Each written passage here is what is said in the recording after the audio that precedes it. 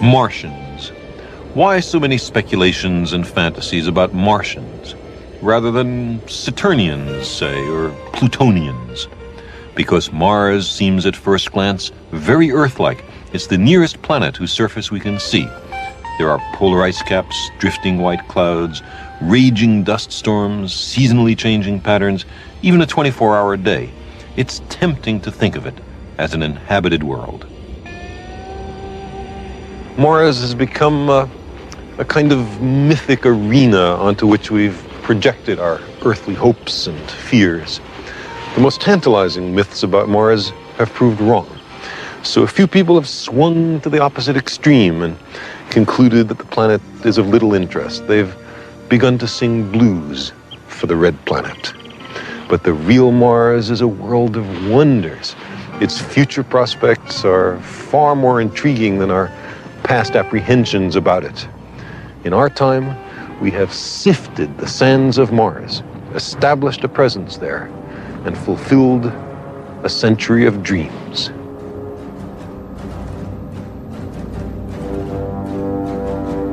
The most startling dream of Mars was that of H.G. Wells, who in 1897 wrote The War of the Worlds.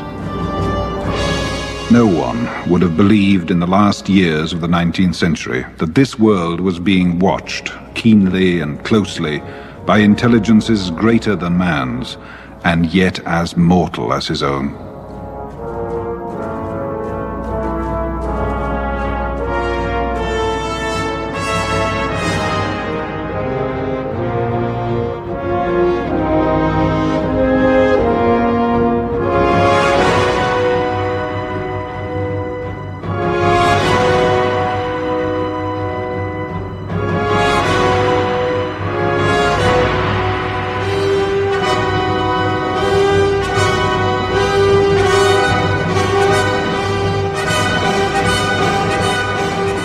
As men busied themselves about their various concerns, they were scrutinized and studied, perhaps almost as narrowly as a man with a microscope might scrutinize the transient creatures that swarm and multiply in a drop of water.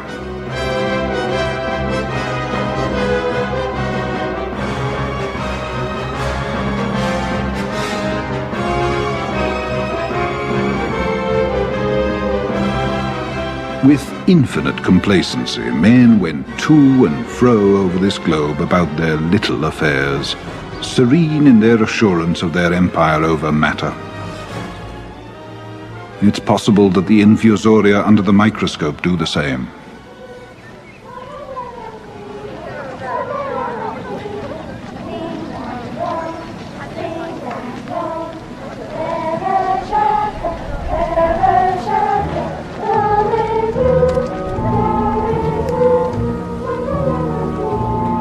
No one gave a thought to the older worlds of space as sources of human danger, or thought of them only to dismiss the idea of life upon them as impossible or improbable.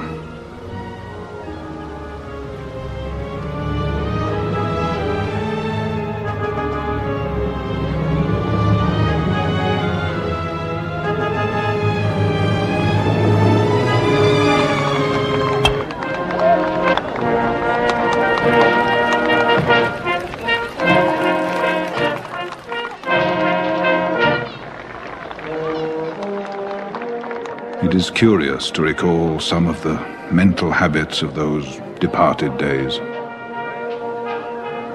At most, terrestrial men fancied there might be other men upon Mars, perhaps inferior to themselves, and ready to welcome a missionary enterprise. Yet, across the gulf of space, intellects vast and cool and unsympathetic regarded this Earth with envious eyes, and slowly and surely drew their plans against us.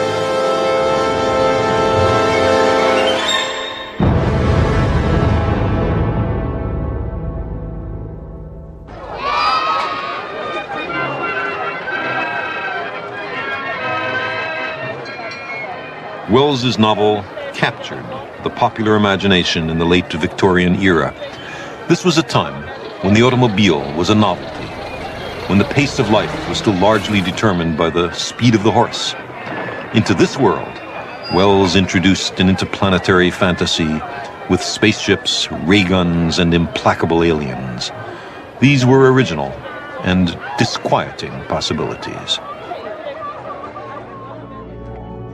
The Martians of H.G. Wells were not merely minor variations on a human theme. Instead, they were the evolutionary product of a totally alien environment.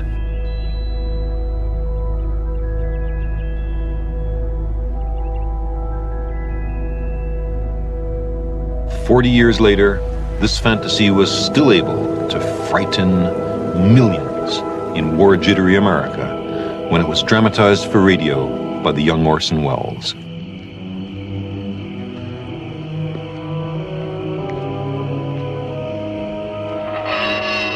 A few years before The War of the Worlds was published, another and quite different vision of Martians was forming in the mind of a wealthy Bostonian named Percival Lowell.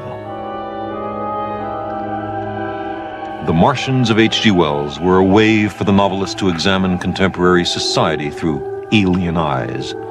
But the Martians of Percival Lowell were, he believed, very real.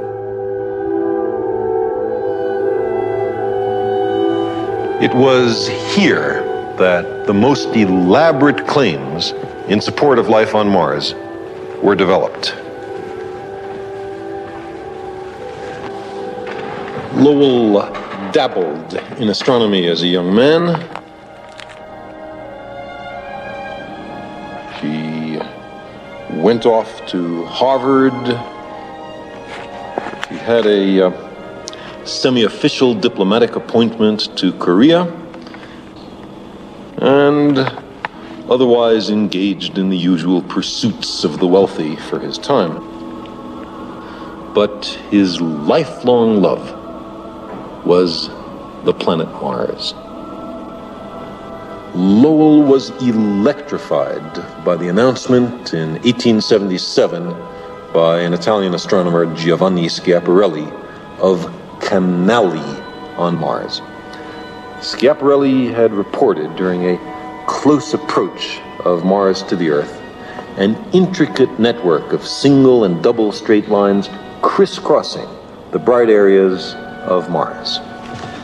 Now, canali in Italian means channels or grooves, but it was promptly translated into English as canals, a word which understandably has a certain implication of intelligent design.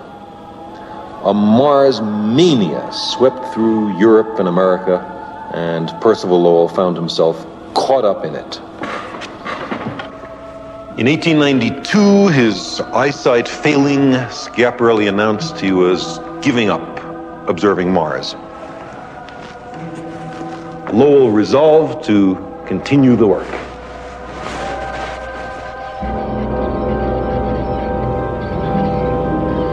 He wanted a first-rate observing site, undisturbed by clouds or city lights, and marked by good seeing. Seeing is the astronomer's term for a steady atmosphere through which the shimmering of an astronomical image in the telescope is minimized.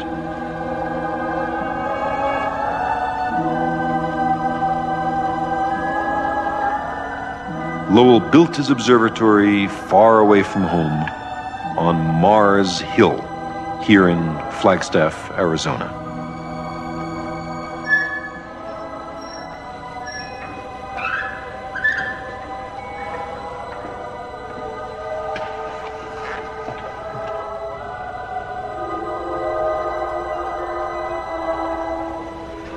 Lowell sketched the surface features of Mars, and particularly the canals, which mesmerized him. Now, observations of this sort aren't easy. You put in long hours at the telescope in the chill of the early morning. Most of the time, the seeing is crummy. When the seeing is bad, the image of Mars blurs and distorts, and you have to ignore what you've observed. But occasionally, the image steadies, and the features of the planet marvelously flash out at you. You must then remember what you've seen and accurately commit it to paper. You must put your preconceptions aside and with an open mind set down the wonders that Mars holds in store for us. This is Percival Lowell's own notebook. Here's what he thought he saw. Bright and dark areas, a hint of a polar cap, and canals. Lots and lots of canals.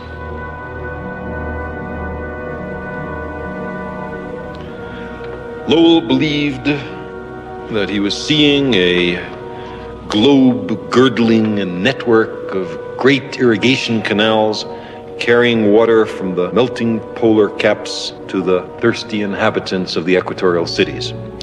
He believed the planet was inhabited by an older and wiser race, perhaps very different from us. He believed that the seasonal changes in the dark areas were due to the growth and decay of vegetation. He believed that the planet was Earth-like. All in all, he believed too much.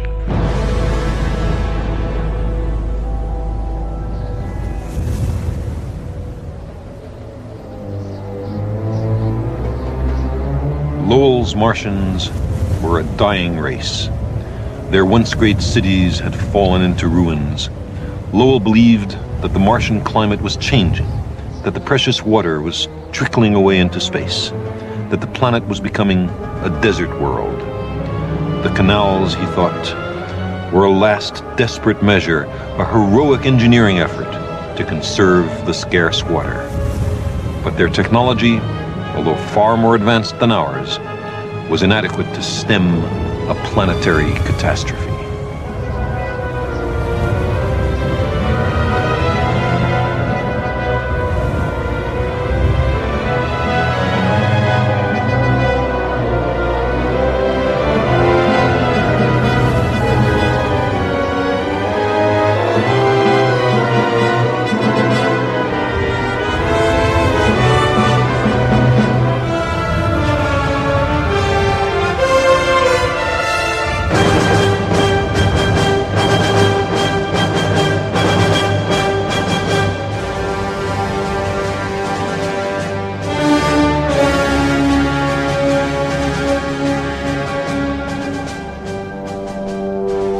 The most serious contemporary challenge to Lowell's ideas came from an unlikely source, the biologist Alfred Russel Wallace, co-discoverer of evolution by natural selection. Wallace correctly showed that the air on Mars was much too cold and thin to permit the existence of liquid water. He wrote that only a race of madmen would build canals under such conditions. Lowell's Martians were benign and hopeful, even a little godlike. Very different from the malevolent menace posed by H.G. Wells and Orson Welles in The War of the Worlds.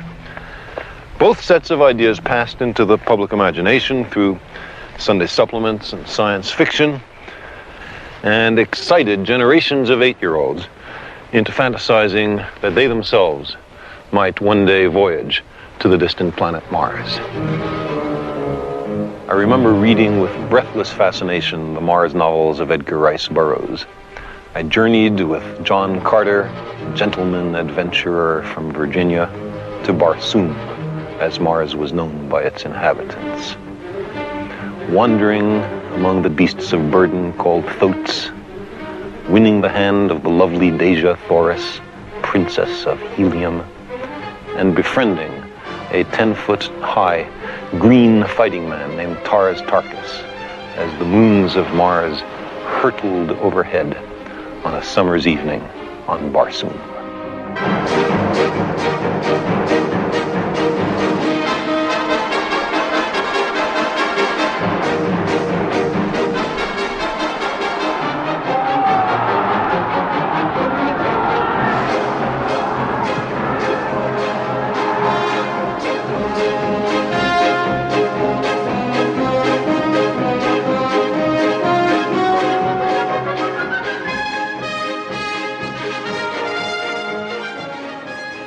It aroused generations of 8-year-olds myself among them, to consider the exploration of the planets as a real possibility, to wonder whether we ourselves might one day venture to the distant planet Mars. John Carter got to Barsoom by standing in an open field, spreading his hands and wishing hard at Mars. I can remember spending many an hour in my boyhood, arms resolutely outstretched in an open field in twilight, imploring what I believed to be Mars to transport me there. It never worked. There had to be some better way. And there was. The real road to Mars was opened by a boy who loved skyrockets.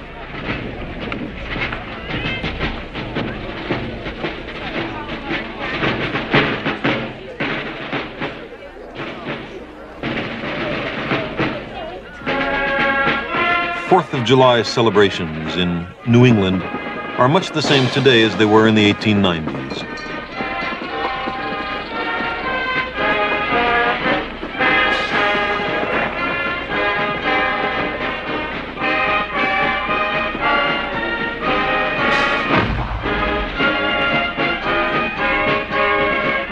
Then, as now, the highlight of the day's festivities was a rousing fireworks display.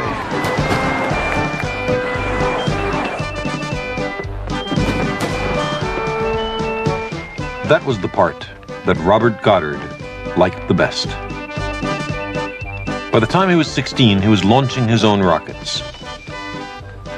He wrote in his diary, July 4th, 1898, fired cannon and firecrackers all day. In evening, had 5 rockets. Light it now?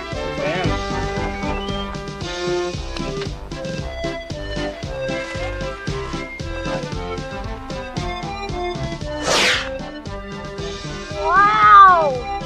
That same year, The War of the Worlds was being serialized in the Boston Post. Goddard eagerly read every word.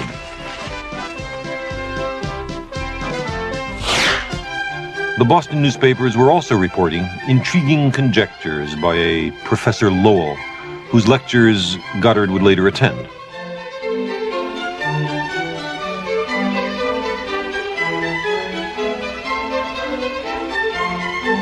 The images of Mars spun by Wells and Lowell beguiled the young Goddard. And at age 17, on October 19th, 1899, they crystallized into an overwhelming vision that provided the direction and purpose of his life.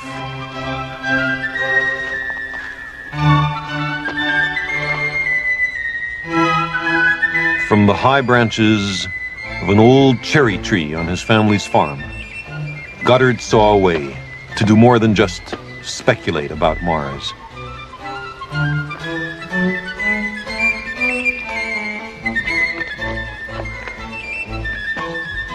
Before anyone had ever flown in an airplane or listened to a radio, Goddard decided to invent a machine that would voyage to the planet Mars.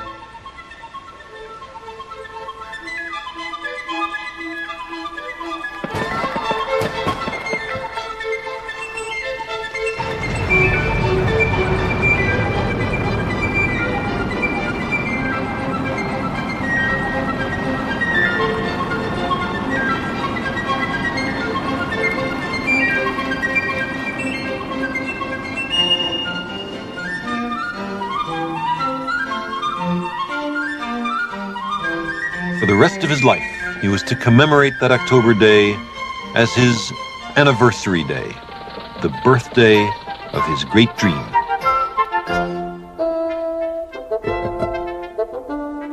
By the 1920s, after years of studying physics and engineering, he was experimenting with liquid fuel rockets.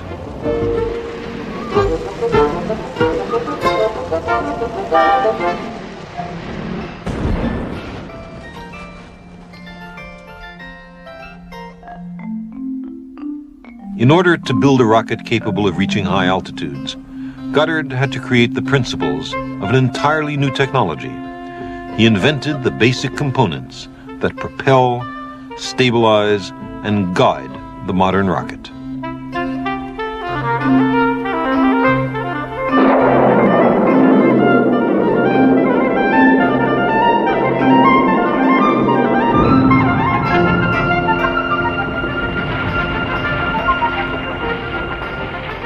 It was painstaking and difficult work, but Goddard took the many setbacks in stride. He sifted the wreckage of each experiment for clues to guide the next. Constantly refining old techniques and inventing new ones, he gradually raised the rocket from a dangerous toy and set it on its way to becoming an interplanetary vehicle.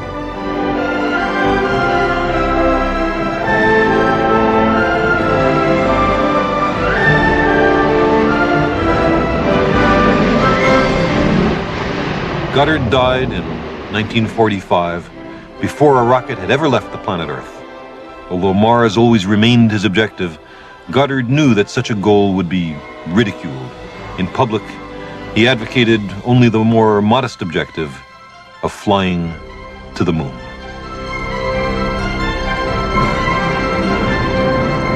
Those boyhood dreams of voyages to the moon and Mars, shared by Goddard with his contemporary, a Russian scientist named Konstantin Tsiolkovsky, were fulfilled only a few decades after their deaths.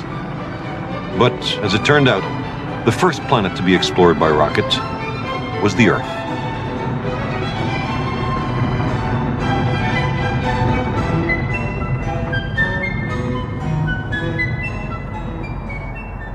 Now, imagine yourself a visitor from some other and quite alien planet. You approach the Earth with no preconceptions. Is the place inhabited? At what point can you decide? When we look at the whole Earth, there are no signs of life. We must examine it more closely. If there are intelligent beings, maybe they create engineering structures which can be seen at a resolution of a few kilometers. Yet, at this level of detail, even a great river valley seems utterly lifeless. There's no sign of life, intelligent or otherwise, in Washington, D.C., or Moscow, or Tokyo, or Peking. If there are intelligent beings on Earth, they have not much modified the landscape into regular geometrical patterns at kilometer resolution. But when we improve the resolution tenfold, when we begin to see detail as small as 100 meters across, the size of a football field, the situation changes.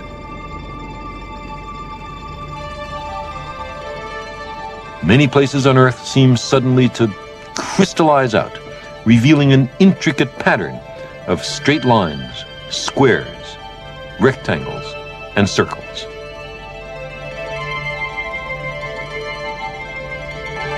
Canals, roads, circular irrigation patterns all suggest intelligent life with a passion for Euclidean geometry and territoriality. On this scale, intelligent life can be discerned in Boston and Washington and New York. At 10-meter resolution, we also discover that the Earthlings like to build up. At twilight or night, other things are visible. Oil well fires in the Persian Gulf, or the bright lights of large cities. And at meter resolution, we make out individual organisms, seals on ice floes, or people on skis. Intelligent life on Earth first reveals itself through the geometric regularity of its constructions. If Lowell's canal network really existed, the conclusion that intelligent beings inhabit that planet might also be compelling. But there is no canal network. Our unmanned spacecraft have examined Mars with 1,000 times more detail than any fleeting glimpse available through Percival Lowell's telescope. There is no question that his Martian canals were of intelligent origin. The only question was which side of the telescope the intelligence was on. Where we have strong emotions, we're liable to fool ourselves. Yet, even without the canals, the exploration of Mars evokes the kind of rapture that Columbus or Marco Polo must have felt. We see many impact craters, but we find no canals, none at all. There are fault lines in the surface and complex patterns of ridges and valleys, but they're all far too small and in the wrong places to be Lowell's canals, and they don't seem to be manufactured. There are many signs of water. Ancient river valleys wind their way among the craters. Nergal Valley, named after the Babylonian war god, is 1,000 kilometers long and 1 billion years old. There seems to have been a time when Mars was much warmer and wetter than it is today. I wonder if life ever arose in the muddy backwaters of these great river systems. The waters flowed at the same time that the great volcanoes of the Tharsis Plateau were made, before the present continents of Earth were formed. It was a very lively epoch on Mars. Equally old is the Mariner Valley, a strange, vast, mist-filled chasm. If it were on Earth, it would stretch from New York to Los Angeles. Landslides and avalanches are slowly eroding its walls, which collapse to the floor of the valley. There, the winds remove the particles and create immense sand dune fields. Signs of high winds are all over Mars. Often craters have, trailing behind them, long streaks of brighter dark material blown out by the winds, natural weather vanes on the Martian surface. For the sand to be blown about in the thin Martian atmosphere, the winds have to be very fast, sometimes approaching half the speed of sound. But some of the patterns are so odd and intricate that we cannot be sure they're caused by wind-blown sand. And there are other strange markings. Furrowed ground, almost resembling a giant plowed field 1 billion years old. And one of the strangest features on Mars, the pyramids of Elysium, 10 times taller than the pyramids of Egypt. Perhaps they're only mountains sculpted by the fierce winds, but perhaps there's something else.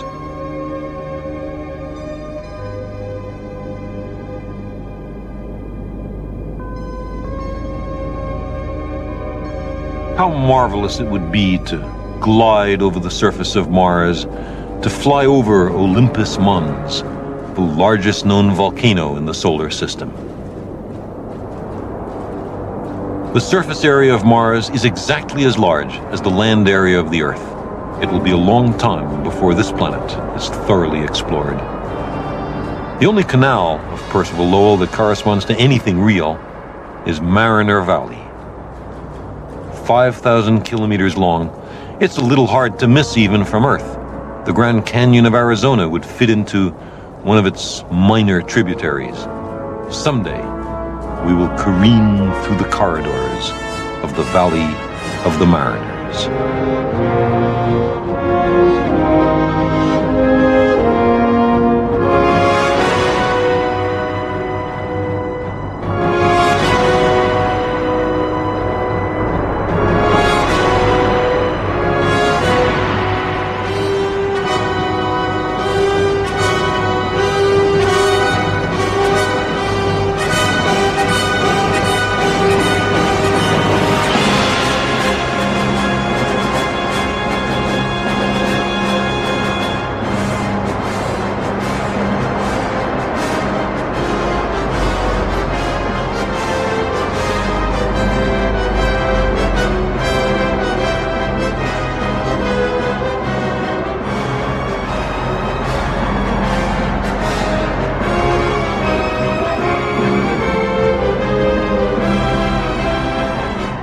To skim over the sand dunes of Mars is, as yet, only a dream.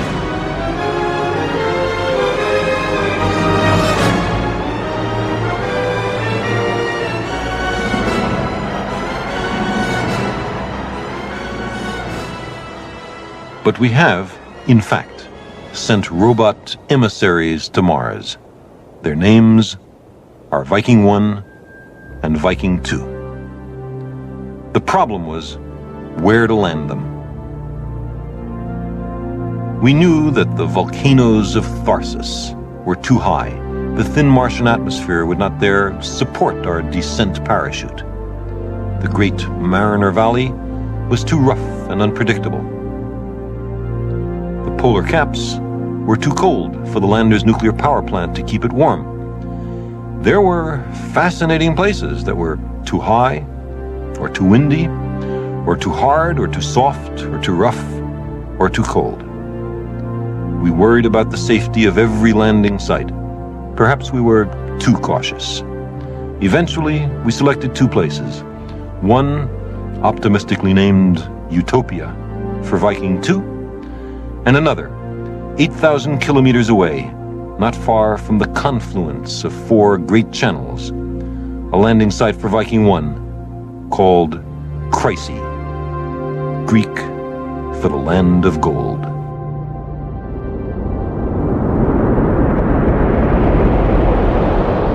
And so, after a voyage of 100 million kilometers, on July 20th, 1976, Viking 1 landed right on target in the Chryse Plain.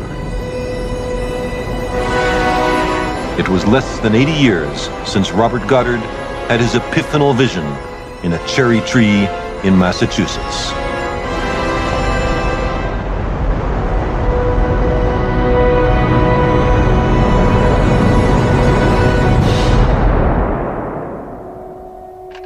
After hibernating for a year during its interplanetary passage, Viking reawakened on another world.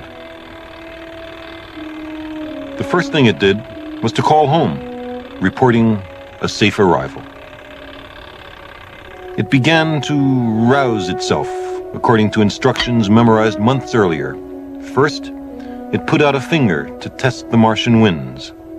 Then, flexing its arm, it flung off a protective glove. Next, Viking prepared to sniff the air and taste the soil. Finally, it opened its eyes for a look at its new surroundings.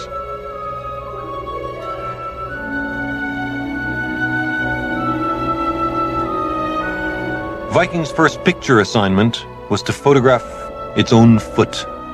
In case Viking were to sink into Martian quicksand, we wanted to know about it before it disappeared. Back on Earth, we waited breathlessly for the first images. Viking painted its picture in vertical strokes, line by line, until with enormous relief we saw the footpad securely planted in the Martian soil. This was the first image ever returned from the surface of Mars.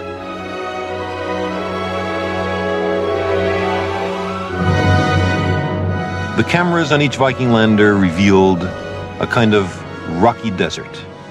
Beyond the lander itself, we saw for the first time the landscape of the Red Planet. It didn't look like an alien world. There were rocks and sand dunes and gently rolling hills as natural and familiar as any landscape on Earth. Forever after, Mars would be a place.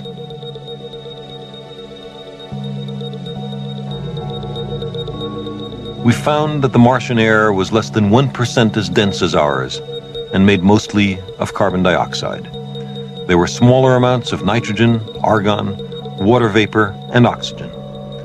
And there was almost no ozone, so the surface was not protected from the sun's ultraviolet light as it is on Earth. On the warmest days, it was distinctly chilly, and every night the temperatures plunged to 100 below. In winter, the surface was dusted with a thin layer of frost. The landing sites were chosen because they were safe and flat. Even so, Viking revolutionized our knowledge of this rusty world. I would, of course, have been surprised to see a grizzled prospector emerge from behind a dune, leading his mule, yet the idea seemed strangely appropriate. But at least while we were watching, no prospector wandered by.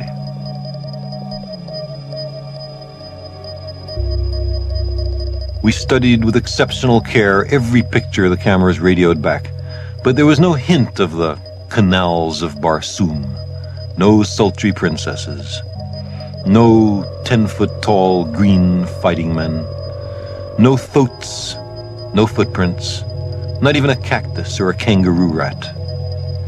Perhaps there was life inside the rocks or under the ground. If so, it had left no traces.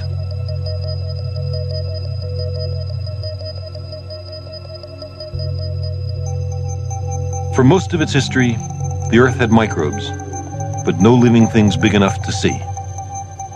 Perhaps the same is true for Mars.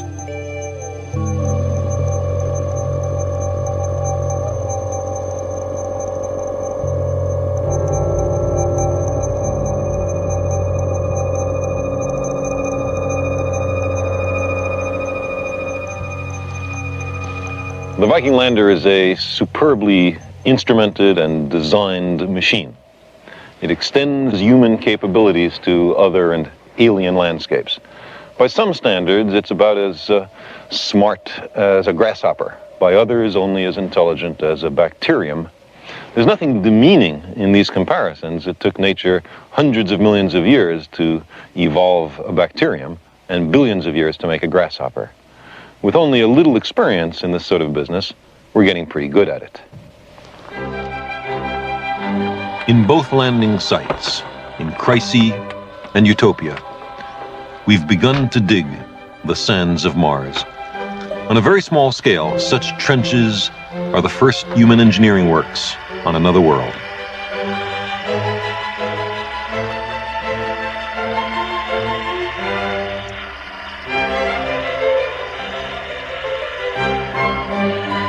The robot arm retrieves soil samples and deposits them into several sifters.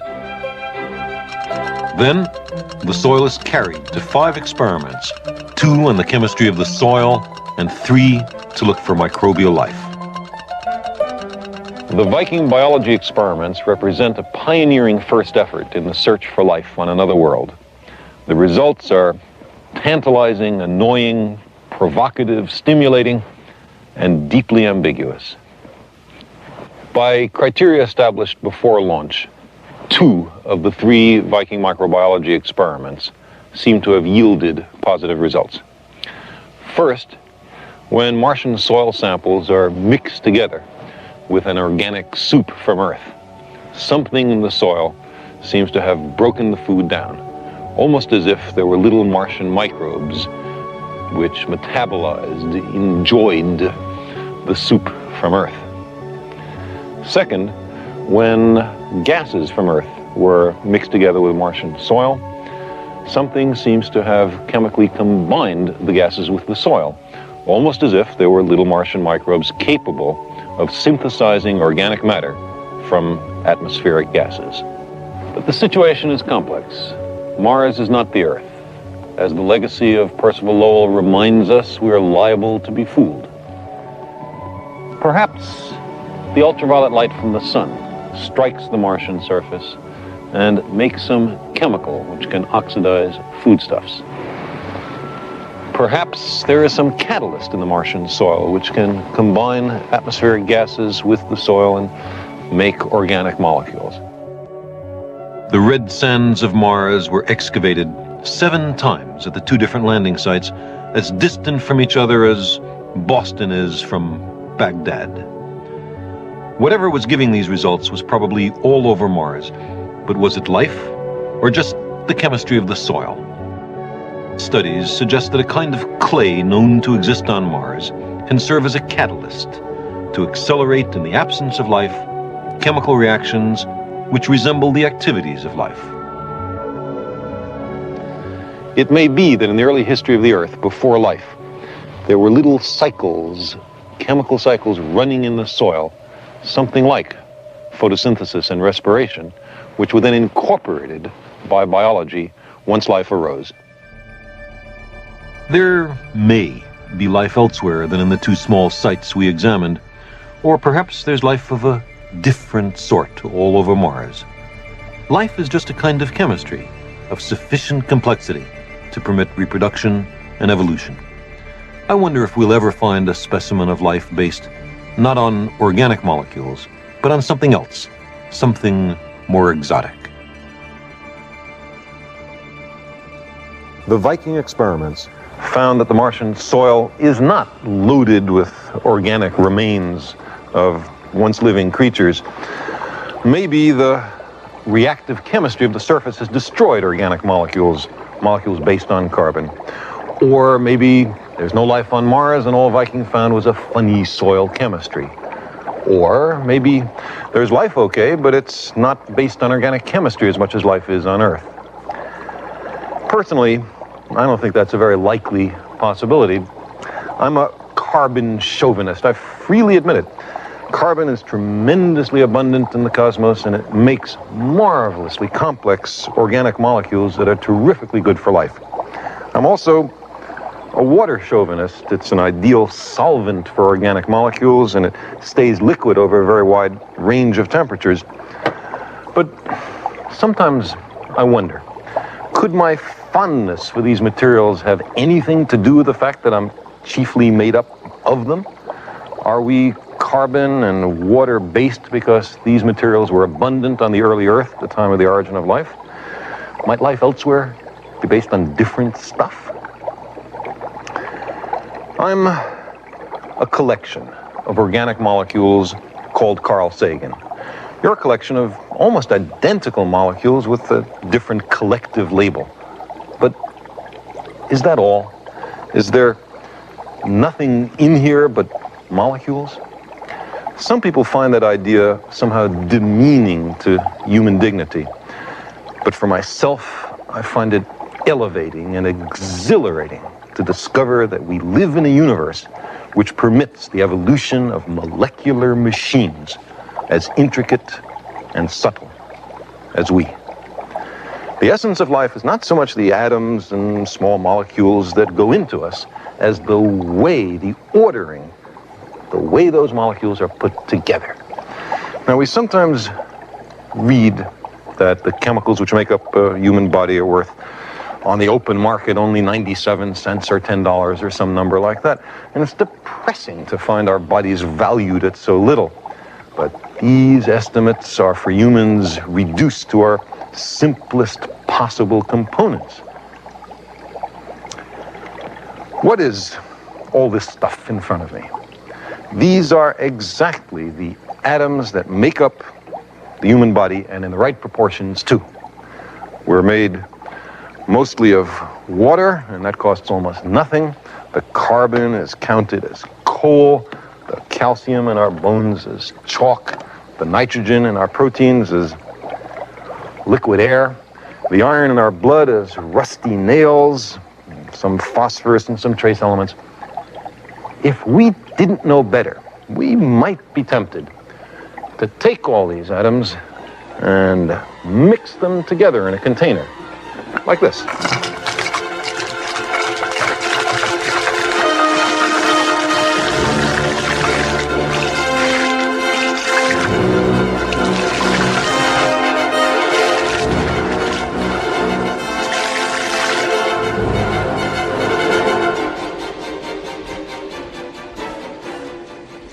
And stir. We could stir all we want, and at the end of it, all we'd have is some boring mixture of atoms. How could we have expected anything else? The beauty of a living thing is not the atoms that go into it, but the way those atoms are put together. Information distilled over 4 billion years of biological evolution. Incidentally, all the organisms on the Earth are made essentially of that stuff. An eyedropper full of that liquid could be used to make a caterpillar or a petunia, if only we knew how to put the components together. All life on Earth is made from the same mixture of the same atoms. On another planet, the jars of life might be filled with very different atoms and small molecules, but I think the life forms on many worlds will consist, by and large, of the same atoms that are popular here, maybe even the same big molecules. So I don't believe we can rescue the idea of life on Mars by appealing to some exotic chemistry. Sometimes we hear about possible life forms in which silicon replaces carbon, or perhaps liquid ammonia replaces liquid water. But at Martian temperatures, there don't seem to be any plausible silicon-based molecules which might carry a genetic code. And ammonia is liquid only under higher pressures and lower temperatures.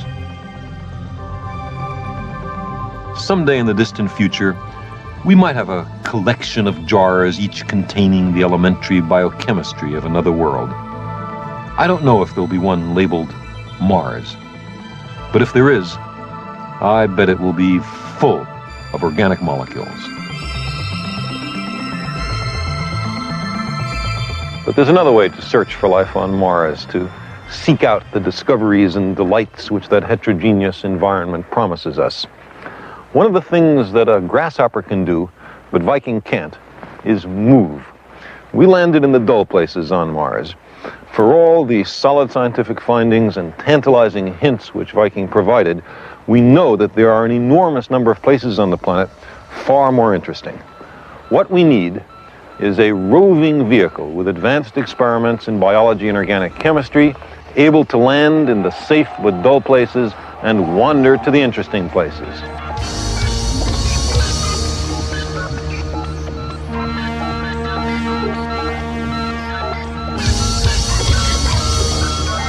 This roving vehicle was developed by the Rensselaer Polytechnic Institute. It has a long list of dumb things it knows not to do. A Mars rover hasn't got time to ask whether it should attempt a steep slope. Radio waves traveling at the speed of light take about 20 minutes for the round trip to Earth. By the time it got an answer, it might be a heap of twisted metal at the bottom of a canyon. A rover has to think for itself.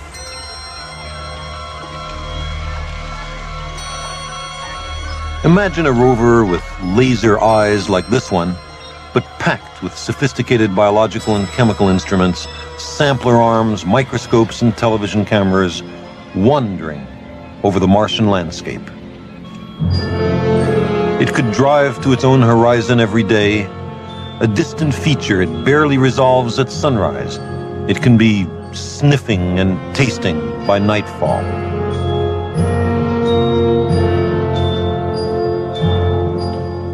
Billions of people could watch the unfolding adventure on their television sets as the rover explores the ancient river bottoms or cautiously approaches the enigmatic pyramids of Elysium. A new age of discovery would have begun.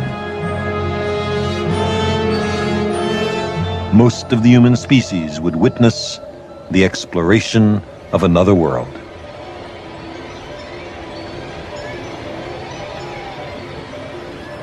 Only 80 years ago, we could come no closer to Mars than straining to see a tiny, shimmering image through a telescope in Arizona. Now, our instruments have actually touched down on the planet. Viking is a legacy of H.G. Wells and Percival Lowell, Robert Goddard. Science is a collaborative enterprise spanning the generations. When it permits us to see the far side of some new horizon, we remember those who prepared the way, seeing for them also. On each lander, there is a microdot on which is written very small the names of 10,000 men and women responsible for Viking's splendid achievement. One of the names in this microdot belonged to a friend of mine, a remarkable microbiologist named Wolf Vishniak. He was the first person to build a machine to look for microbes on another world. His friends called it the wolf trap. It contained a liquid nutrient to which Martian soil would be added, and any microbes that liked the food would grow in that nutrient medium and cloud it. The wolf trap was selected to go with Viking to Mars, but NASA is especially vulnerable to budget cuts, and the wolf trap was removed as an economy measure. It was a terrible blow to Vishniak. He'd worked 12 years on it. Others might have stalked off the project, but Vishniak was a gentle and dedicated man. He decided instead to study the most Mars-like environment on this planet, the dry valleys of Antarctica, which were long thought to be lifeless.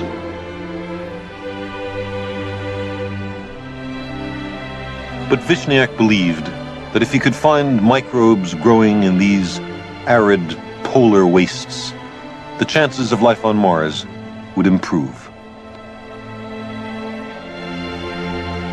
So in November 1973, Vishniac was left in a remote valley in the Asgard Mountains of Antarctica. He set up hundreds of little sample collectors, simple versions of the Viking microbiology experiments.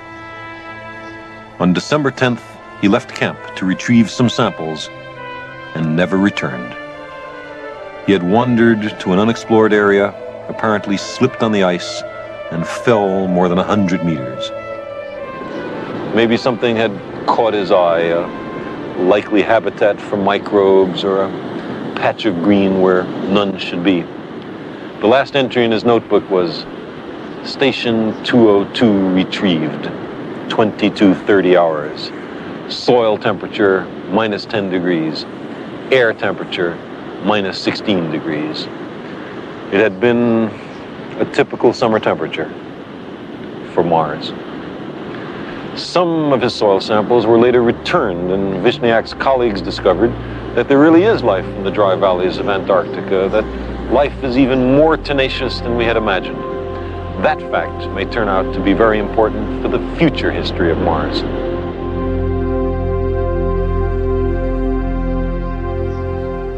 There will be a time when Mars is thoroughly explored. What then? What should we do with Mars? If there is life on Mars, then I believe we should do nothing to disturb that life. Mars, then, belongs to the Martians, even if they are microbes. But suppose that Mars is in fact lifeless. Might we, in some sense, be able to live there, to somehow make Mars habitable like the Earth, to terraform another world? As lovely a world as Mars is, it poses certain problems for us. There's too little oxygen, no liquid water, and too much ultraviolet light. But all that could be solved if we could make more air. With higher atmospheric pressures, liquid water would become possible. With more oxygen, we might be able to breathe the atmosphere, and ozone could form to shield the surface from the solar ultraviolet light.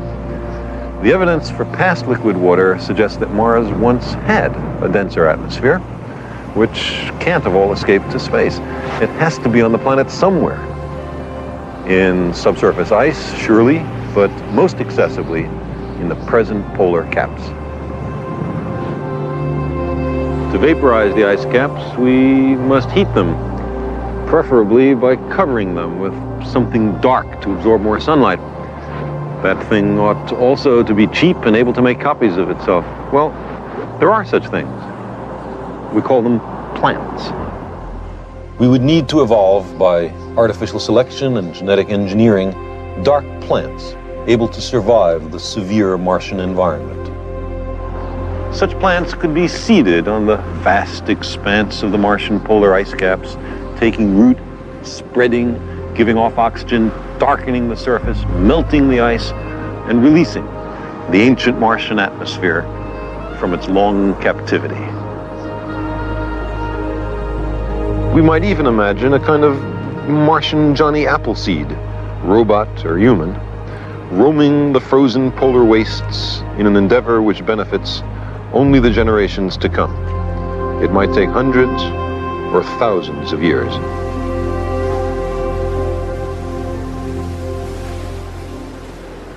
We might then want to carry the liberated water from the melting polar ice caps to the warmer equatorial regions.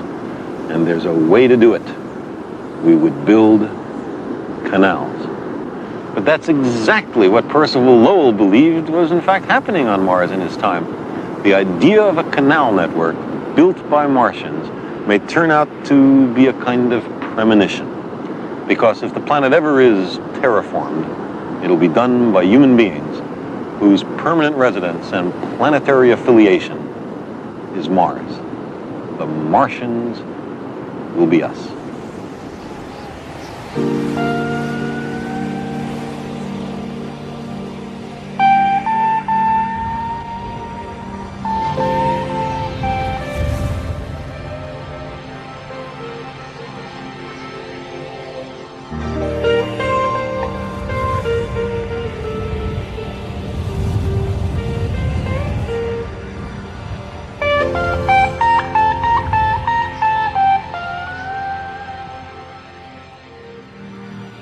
Mars today is strictly relevant to the global environment of the Earth. Its antiseptic surface is a cautionary tale of what happens if you don't have an ozone layer. Its great dust storms and the resulting cooling of its surface played a role in the discovery of nuclear winter, the catastrophic climate change on Earth predicted to follow nuclear war. So, if you didn't have an ounce of adventuresome spirit in you, it would still make sense to support the exploration of Mars. In recent years, there's been a groundswell of interest in organizing the first expedition of humans to go to the planet Mars. We first need more robotic missions, including rovers, balloons, and return sample missions, and more experience in long-duration spaceflight. But eventually, if all goes well, the interplanetary ship or ships would be constructed in Earth orbit, launched on the long journey to Mars, and then a landing module would set down on the surface. The crew would emerge, making the first human footfalls on another planet. It would be very expensive, of course, although cheaper if many nations share the cost. The key issue in my mind is whether the unmet needs down here on Earth should take priority. But that's a question even more appropriately addressed to the military budgets. Now, $1 trillion a year worldwide. You can buy a lot for that. Justifications for the Mars endeavor have been offered in terms of scientific exploration, developing technology, international cooperation, education, the environment. Some see it as the obvious response to the future calling. Some even think we should go to investigate enigmatic landforms, including one that resembles an enormous human face. Personally, I think this, like hundreds of other blocky mesas there, is sculpted by the high-speed winds, but if we're going anyway, there's no harm in taking a look. A remarkably diverse group of American leaders has endorsed the Mars goal. I imagine the emissaries from Earth, citizens of many nations, wandering down an ancient river valley on Mars, trying to understand how a quite Earth-like world was converted into a permanent ice age, and looking for signs of ancient life along the riverbanks. In the long run, the significance of such a mission is nothing less than the conversion of humanity into a multi-planet species.